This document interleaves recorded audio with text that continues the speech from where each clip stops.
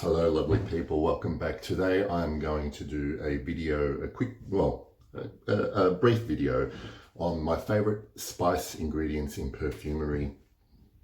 I have chosen 4 because they're basically my 4 favorite spices when I smell them in perfumes that I own. And what I've done is I've chosen a couple of examples from my own wardrobe which showcase the particular spice I'm going to talk about.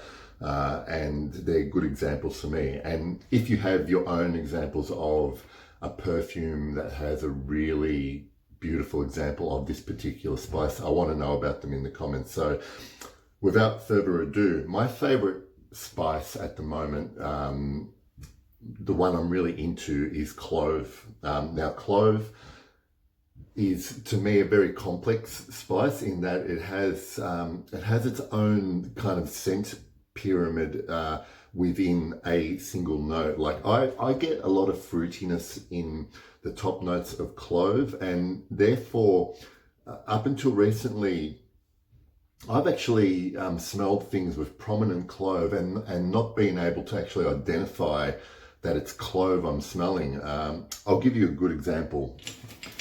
Recently I blind sniffed Serge Noir from Serge Lutin for the first time. Now, for some reason, when I first smelled it, I mean, I know what clove smells like, but when I first smelled it, I wasn't identifying the clove, and it is very prominent in this one. But what I was smelling was a certain fruitiness in the top notes, and that's what I kind of like about this particular spice, in that it's kind of multifaceted and a bit three-dimensional, and it's a great example used in Serge Noir. It's very well blended with incense and on a very other woody base.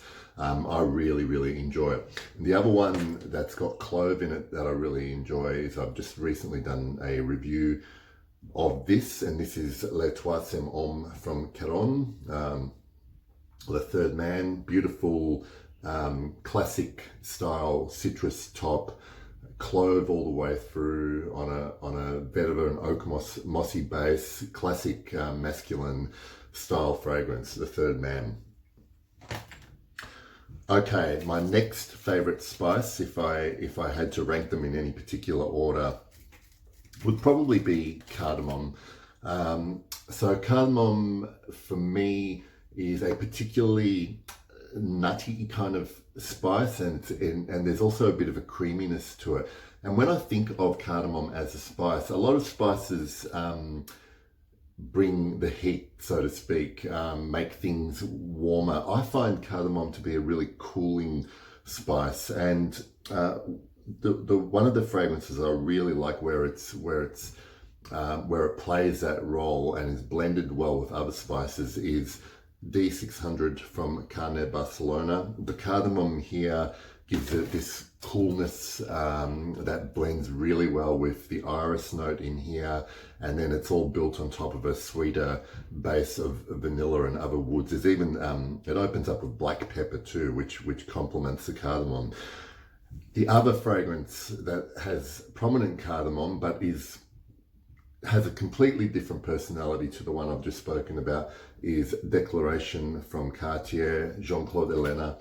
The cardamom here again gives it a coolness that makes this like an Any Weber kind of scent to me. It's blended beautifully with citruses and other spices. I think there's caraway seed in this one as well. Then it's built on a vetiver base and other woods, bitter orange, but the cardamom is prominent in Declaration. But where something like D600 is very smooth and creamy, this is like a very fizzy light kind of effect that the cardamom gives this scent. Next on my spice list is another C. Actually, I've just realized these are all C's. So we've got clove, cardamom. Next will be cumin. Now, cumin I love, but it is divisive because cumin can, if unbalanced or used in excess really can smell like old sweat, BO, whatever. But when it's used right, when it's used by someone who knows what they're doing in a perfume, you get very sensual, intimate kind of sense. I'm trying not to use the word sexy. For instance, Absolute pour la soie from Maison Francis Kurkdjian. It blends beautifully with the slightly animalic honey, then on top of that amber base. The cumin here,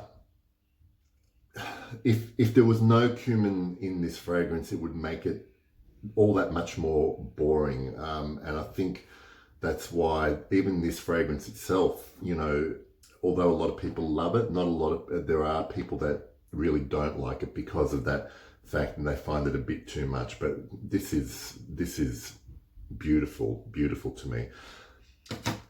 On another example is the under talked about Al Oud from L'Artisan Parfumeur, Bertrand Duchefort.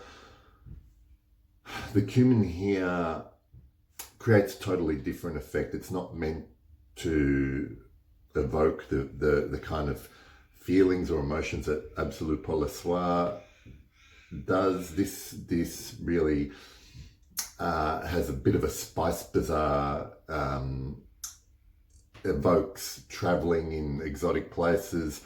The cumin here is basically just a smell that complements all the dried fruit, the dates, the other spices of woods that are in this fragrance. And this is really almost like, you know, the most traveled person in the world coming back after a year of living in exotic places. That's what I think about when I think about this. And you have to have the cumin there to represent, you know, all the days when you couldn't have a shower or keep as clean as you'd like to.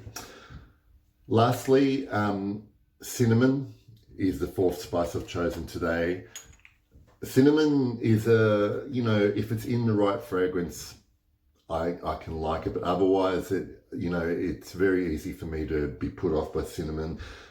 It does tend to go better with sweeter style fragrances, but the first example I'll give you is this beauty, Chanel Egoist. Here, the cinnamon just basically really complements that creamy sandalwood and spices up the rose note in here in particular. There is carnation. I think there is clove in here as well, but cinnamon dominates this. It dominates Chanel Egoist. I'm not sure what vintage versions of this smell like. I have a current one. I love it. But if you want a good example of how cinnamon can be used in a perfume, Chanel Egoist is a good place to start. On the sweeter side, on the more warmer, vanilla-based fragrances, cinnamon can create things like Meharis from L'Herbolario. Now, this is essentially known as a Musc Ravageur copy. From memory, I think Musc Ravageur had more clove or cumin, I can't remember, in the opening. This doesn't have that. This is really based on cinnamon, vanilla, benzoin, all the sweet good stuff. But it is a really nice cinnamon based fragrance and very, very cheap as well. So they're my 4 favorite spices in perfumery. And the thing I like about spice notes in perfumery is that if you want to know how good something is smelling or how accurate something is, it's easy enough to go and buy some spices from a store, smell them. It's, you know, a lot easier than buying other ingredients that are used in perfumery. So if you want to train your nose to do that kind of thing, it's the easiest kind of perfume ingredient to do that with. So I hope you enjoyed that. Let me know about your other favorite spices, saffron, ginger, pepper, star anise, whatever. and what perfumes showcase those ones really well. That's all I had to talk about today, so I hope to see you guys soon. Thanks for watching.